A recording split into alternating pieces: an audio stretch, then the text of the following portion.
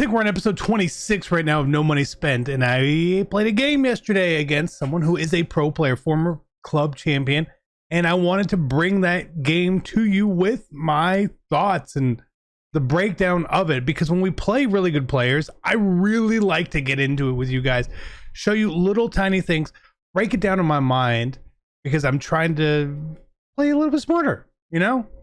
Trying to get you guys maybe a little bit better. Win a couple more games a week. Maybe it's a weekend league game. Maybe it's a seasons game. We don't play weekend league. I don't even know. But it is No Money Spent. Pretty sure we're on episode 26. Let's get into it. If you're looking to build the best team in Madden, make sure you head over to MMOEXP.com to avoid the packs and save some racks. Use code CC for 5% off. Link is in the description below. Fastest coins, cheapest coins. Use code CC. We'll see you guys on the sticks. 5% off. Be great. Here comes the money. Here we go. Money talk. Here comes the money. Smoking in the mirror, I just practicing my wrist flick. I can settle for a quarter real fast. Need a bare maximum. Word to Khalil Mack. War so ambitious, all got to go. Hey, what is going on, Madden family? Welcome to No Money Spent, the series where we spend absolutely no money. I had a comment today as well, but use a farm account? We do not. It's just one account. We track everything. You guys see everything. We talk about everything. And hopefully you guys can follow along and be successful with this too, because you don't need to spend money to have a good team in this game. Maybe it takes a little more time. It does. Maybe your team's not the best overall, which is totally, and this year especially, it feels like it's okay. But we're going to be getting to the point where we're upgrading the team very soon. If we could hit, let's just say here, it says it's a gameplay breakdown. Not as many people click on these. We'll go with 500 likes. Right, we'll go with that. Let's take a look at the team, and yeah, so here's a squad that we're rocking. Right, it's 86 overall. The coin stack is looking pretty nice. If you want to keep following along through the journey, make sure you are subscribed. It's super cool. Last episode, we picked up Gerald Everett from doing our house rules. Again, tight end depth, that's fine. We need a card like that. Most importantly, still rocking Zach Wilson. And the one thing this team truly is missing offensively is slot apprentice. Now we're gonna try to get there for Devin Hester. If not, I'm gonna have my eyes peeled on someone. Maybe it's a Jerry Rice or someone from Team Diamonds who can get those abilities for us and really open up our offense. And then defensively, you know, the whole team basically is not sellable, but I want to look at maybe getting some better safeties and stuff like that. I feel like they're all just a little bit too slow, so we're gonna have to start investing some coin out there a little bit, not a lot. But again, I'm going to be very patient and wait for Team Diamonds before we make any sort of decisions on what we're doing. But let's hop into this game. Let's go be great. All right, I am going to be breaking this down with you guys live, watching it here. It's over on my left, so if I'm looking that way, don't get mad at me. We are playing against a man named Z Thumbs Up, former Dolphins club champion. And he's not a bad player at all. We played him last year. I think I've played him a couple years in a row now. He normally played a little bit different, honestly, so I wasn't really sure what to expect going into this game. And I hadn't seen him play this year.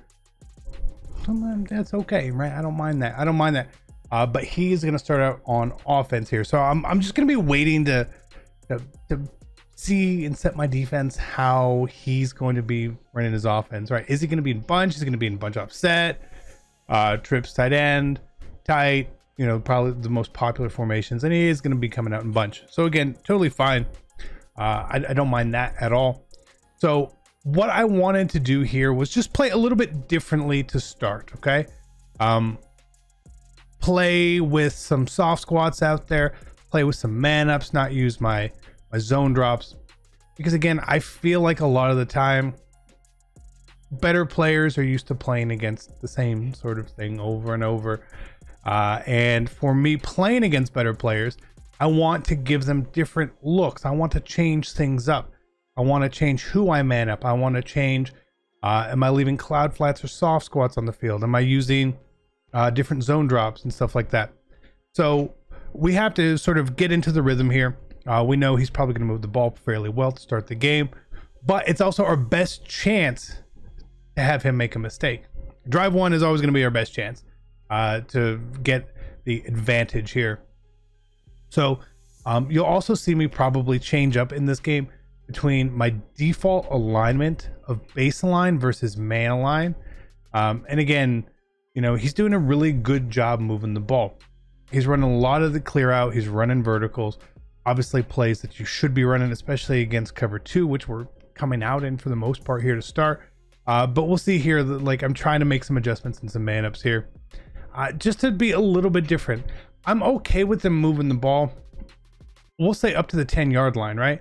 Up to the 10-yard line is fine. And he throws this pass. And at the time, I won't lie, I felt like we should have had that. But after watching the replay, I'm not sure if it was a late click on by me or a late reaction by the player. Either way, he gets 7. He hit us up the seam. That's exactly what he should do. We're not putting a deep third in the middle of the field there. So I can't really be mad. At the time, sure, you're going to be mad about something like that, where it looks like, oh man, I should have made that stop. But once you take a deeper look into things, you realize maybe that wasn't my best play. Maybe I should have probably guarded something a little bit differently there. It is what it is, right? It's cool. So we are going to start out with our offense here. And again, my offense, I do feel like it is limited on this account because we don't have the appropriate abilities. Not that we couldn't get them. I could go spend the coins to get Jerry Rice or something like that. But again, I'm trying to show some patience. It's a no money spend account. Coin is king. We need to have coins and do all that. So he's going to come out in 2-4-5 odd. Something that by this point now I've seen a lot of. And he was very good at shooting the run here. One thing that severely annoys me about the game, and it's not his fault or anything like that, it's the dive tackle is so far in this game, it's kind of annoying. And you'll see that a couple times here. So my entire plan against someone like this, where I know he's probably going to blitz us, right? Why wouldn't he? But we have to play really, really smart. If we try to all of a sudden make a dumb play, things could go bad for us here for sure. So even again here, look, I'm flip the play to see if he can defend the run from the other side. He obviously can. And you'll see that on a couple first downs here where I'm just trying to see like what adjustment I can make. Can I max protect or can I shift my line left or whatnot to get those plays out there? And right here, again, it's 4th and 2. I'm not planning on any routes deep. So we have a flat route. We have the running back on the curl or on the wheel, sorry, and then a drag.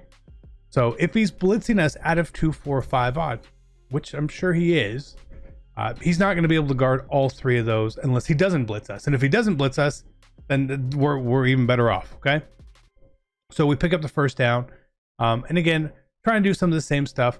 Us testing him here is kind of different. You know, we run verticals here, right? On an and 10 situation or a deeper situation, you figure he's probably setting some zone drops. That's why we're able to throw the wheel basically immediately there. And we take advantage of his sort of passiveness there. But again, first down, not that I'm trying to score a touchdown on the run here, because I'm really not. But what I'm trying to do is open up my play calling enough that by using first down as a learning down for running the ball here, in case I need to run the ball later on, right? Pretty basic. So still, again, you'll see me hit the flats very often in this game. We've already seen it a couple times here. The main reason is, hey, if you want to set your zone drops, which I don't blame anyone for doing, we're going to take advantage of that, right? I want you to have to play this chess game with me here. If I don't hit the flats and he has zone drops set, we're giving him the total advantage, going to be the total advantage the entire game, okay? So again here, 1st and 10. I'm running the ball. I'm trying different little tiny things. That, like, how do I stop him here? Because if I get in a situation near the goal line, I need to run the ball. I want to know how I can do it. So let me just do this now. So this play, we go to set up flood again because again, okay, where are his zone drops at? Right here, his zone drops are very short, and we take advantage of that by hitting him with the corner route. Again, leaving that sort of the post route going deep to take the left safety away. And his user has to chase Jamar Chase, and he's just not fast enough to get there. We saved the play. We didn't run that play. I was waiting, and I normally wait to run flood, very specifically in situations where I see them being pressed. It's a more likely look for me to run something like that. because I feel a little more comfortable in making the read myself too. So that's just the thing. So we do tie the game up at 7. A pretty easy drive, honestly. A really easy drive. Let's be honest. It was a really easy drive. We never put ourselves in a bad position. We were trying to run the ball and learn there. We didn't really get the chance to do that. Unfortunate. It is what it is. But now what we have to do is try to, again, get a stop. And the one thing I really don't want to do here, because there's only 3 minutes left in the half. We do get the ball at halftime. I would love to get the ball back in this half. Like, that would be really great. Because if not, he can just clock us out. So I don't know how aggressive he really wants to be or is going to be here. Again, we know the couple plays he's trying to run, how he motions out there. You know that's probably verticals. Again, it's a pretty telltale sign for the most part. And I'm aware of that. So right here, we've got our mana line set, and we go to crossfire here to try to get something going here, and we actually get him to have to throw the ball away. Again, we gave him a totally different look randomly there, willing to give something up. He loves to run verticals, and because he loves to run verticals, we have to sort of make sure that he's not going to have the bomb set up. So we do that. Again, and then right here, we're still in mana line. So again, trying to give him a slightly different look, but he hits a really nice crosser. Beautiful read there. That's probably where, I should have been. It is what it is. Him coming out in bunch trail, me seeing that now. Okay. And again, I want to do some things here. So last time we ran this, we actually got him to sort of, throw the ball away and whatnot. This time he makes a really great read to the flat. Can't complain about that. We have our flat set on default at this time. So they're not going to play the 0 yards. That flat route, really quick, hiking fire. It's going to be there. Okay. So we have to make these changes. And even here, we're in mana line. I come out and cover 3 clouds. Like, let's do something different. Again, I'm not thinking this is the play. I'm going to stop him. I'm going to lock him down. All I'm thinking is, let me throw something a little different his way and maybe have him make a mistake. Because if I sit in the exact same defense with the exact same adjustments all game long, he is going to beat us 100% of the time. He's going to score 100% of the time at least, right? So again, right here, we still don't have our depth set. He's doing a good job mixing up, throwing the bunch trail corner out, which honestly, not a lot of people throw. Not a lot of people throw that route at all. So it's not something I'm really looking at. Right here, we're still in regular zone depth drop. He makes a really good read there, and he very intentionally makes sure he does not get the first down, because if he gets the first down, we can call our timeouts. We can assure that we get the ball back. Here on 2nd and 1, it kind of hurts us, right? Now we can't assure ourselves getting the ball back unless we score. So it makes it difficult. It makes it difficult. So even right here, I don't want to call the timeouts and give him extra time, right? You use your timeouts, right? You do that. I'm not doing it at this point. I'm conceding getting the ball back here. Plus, if he scores here, we do have timeouts to maybe do something, but that clock is really against us at this point. So again, we're just going to play really safe and basic. I'm not doing too much at all. I have no problem with him running around here, taking time away off the clock. Again, that just goes tick, tick, tick for us. He still has his timeouts, so he's going to be able to get his plays off regardless. Every play at this point in the playbook is open. 5 seconds, 2 timeouts. He only can run 2 more plays essentially anyway, or he can run 3 with the timeouts. So everything's in play. The run is in play, the pass is in play, all that sort of stuff. And he just runs up the middle. We try to hit him there. I was trying to have my user blitzed. It's a pretty smart play, honestly. We were going to have most of the stuff covered, I feel like. But we don't get the quarterback there. We hadn't put a spy out all game. I don't know if he recognized that or not. And even then, us hitting him with our user at that point is Jair Alexander. Is he going to pop the ball out? No, probably not. But there's only 6 seconds left in the half here now. We have all our timeouts. They feel a little wasted, but sometimes that's the game you got to play.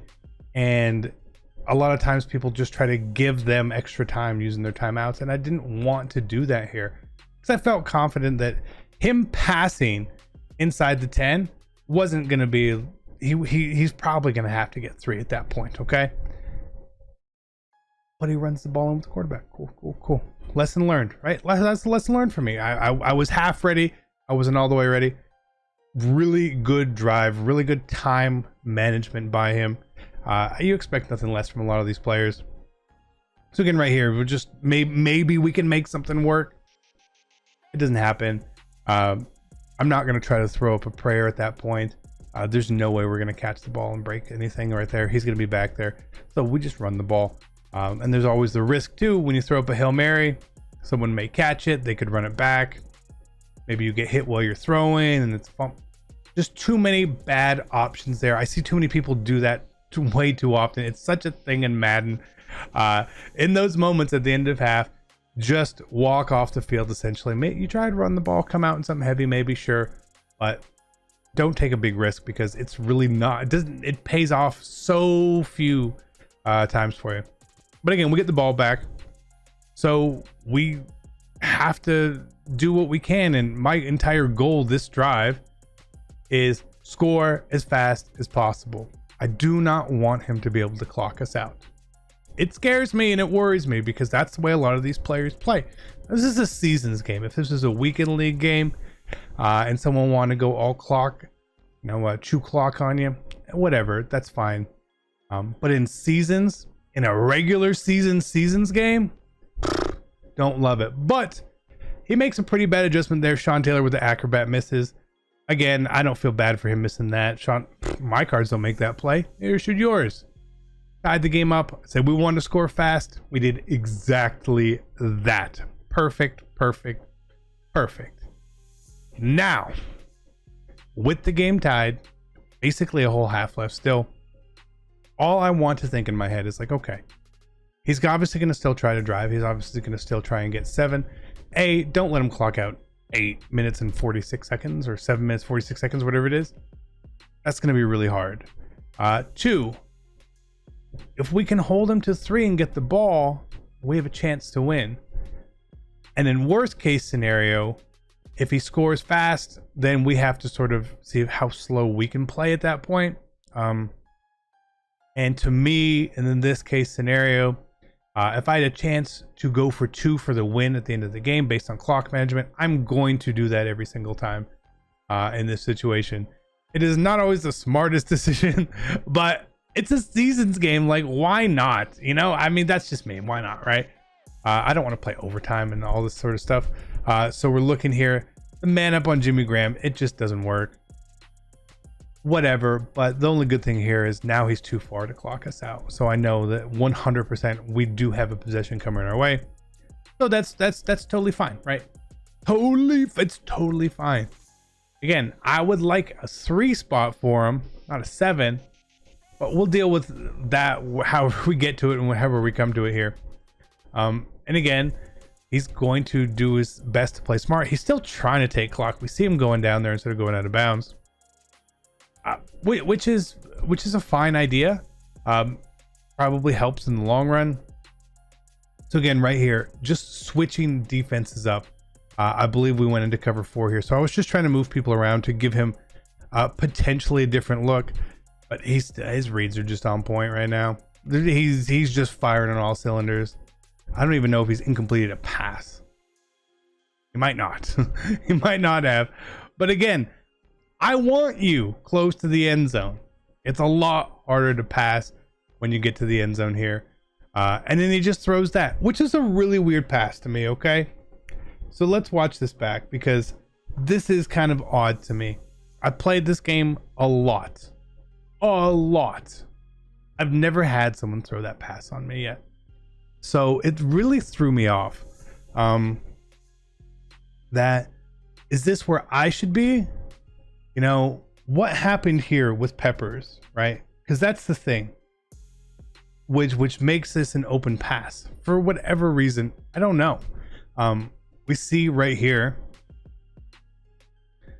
that he blitzes down because he's manned up, I guess.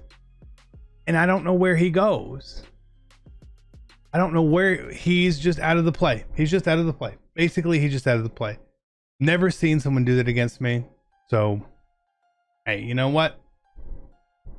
Great read. I don't know how he saw that quickly, but he did indeed. So again, I scored fast. He also scored pretty fast too. So what we need to do here is make that decision. That's a really difficult decision of how slow do we want to play. I can't effectively run the ball on him. I can't drag him out for 3 yards in a cloud of dust because we've seen his run defense. So we have to pass. He gets really good. I don't know how the pressure came in there, but he does get really, really good pressure there. 2nd and 10. Again, I want the clock moving here or score instantly, then onside kick him. So again, at this point, I see him again pressed. So we're going to go to this look and we get sacked, but he apparently runs into us. I don't know where that happened, but thank you. Because that's going to put us in a real bad spot. So I guess he runs into one of the players downfield somewhere. Cool. I'll take that penalty all game. I mean, who doesn't take that penalty all game long? So again, he's pressed. I want to run flood here. I feel okay. So I'm changing it up a little bit. Since I don't have all the routes that I want to use, I have to try to do a little bit more here and just give him a different look at a certain point here. All right, we're playing really well. Zach Wilson, 8 of 9, 173, 2 touchdowns. Kind of hard to complain otherwise about what's going on. But again, when he's pressed here, I have this look that I really want. And I feel like we're going to be able to get off each and every time. And we do again. He's giving it to us. He's worried about the flats. Okay, you know? If I don't take advantage of the high-low concepts, it does me absolutely no good whatsoever. So, again, even in this standpoint, we actually had X wide open there. I was trying to do something different here. I never looked at X. I see it now after. Okay. But I didn't see that open at all. I didn't even see it open after the play. I see it now. I see that I missed a read. But again, that's totally fine. If I miss a read, I miss a read. I was really hoping to hit him up the seams on something here. And we just don't. That was a really close call there. Really close play. It felt a lot closer in game. Again, watching it here, it wasn't super close at all. So again, I'm going to try to set up a high-low read on the right here. And again, the same thing on the left, watching where his user goes. We get the slant there. We're going to low ball it just to make sure that he's not running into traffic. And we score right as the 4th quarter hits. Now, I'll tell you this. 1 quarter is enough to still get clocked out if someone plays really smart. So we're going to onside here. I try to go really fast to maybe we can recover it. If we recover it here, I'm going to try to clock him out. But we don't. He gets the ball here at the 44. Under 4 minutes left. It really means he needs 2 or 3 first downs to like take us down. And that's tough. Against a normal player here, I would play really aggressive and kind of hope and assume that they're going to take advantage of my aggressiveness and try to throw the ball downfield. Right here, he tries to set up. I don't know what he did. I felt like he set up the play wrong there. But doesn't really do anything, but he still picks up yards. The clock runs. Bad for CC, good for him. It's not what I want. Again, I want to play aggressive. I want to give him the chance to move the ball and honestly score or get deep enough into the red zone where we can't be clocked out. 2nd and 6, 3rd and 1. This is as perfect as he could want right here. Again, he sets up the flats just to go down again. He's not going to take the bait that we're trying to give him here. Now, I probably should have played him, maybe a harder flat if harder flats worked. Maybe I should have ran over there myself. But again, he's playing both sides there. He finally runs the ball. Again, brilliant play call there. It's going to take us to the 2-minute warning.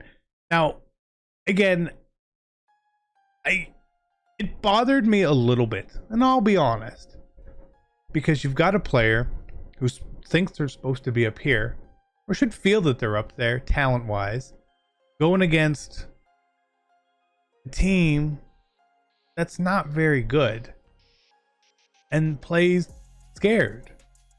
I felt like he played pretty scared here at the end. Smart, sure, I'll give him smart all day, but I feel like it was playing scared. I used the example during the game that if I was playing Dreeny here, I feel like he would try to put 7 on me still.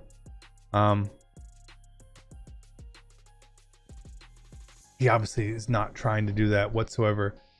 So again, let me try something different here. Anything different here. And my team is doing literally just enough to make sure that he does not get first downs. It's so consistent. We are tackling him short every single time on things.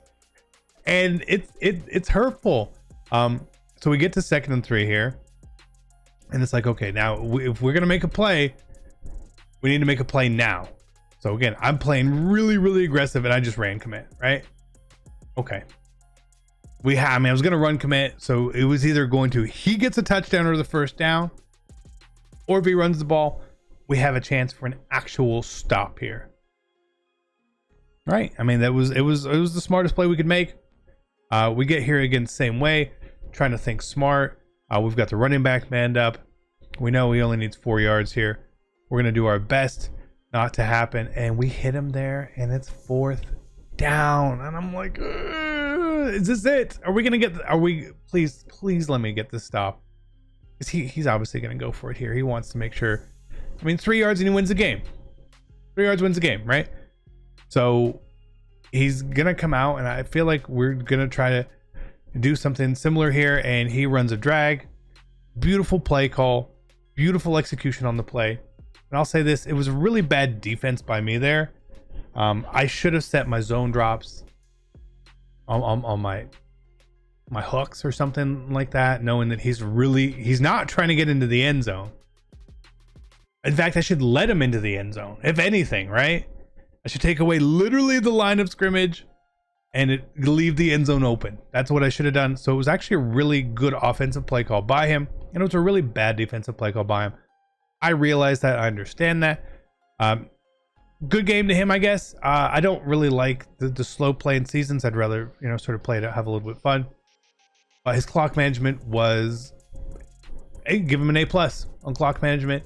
And I would give myself kind of like a C on defense there on the last play. Maybe even a D. Really poor defense the last play. So either way, thank you guys for tuning in. Unfortunately, we do not win. He kicks a field goal here. We can't win them all. We'll beat someone with this team at some point. We'll beat a pro player at some point.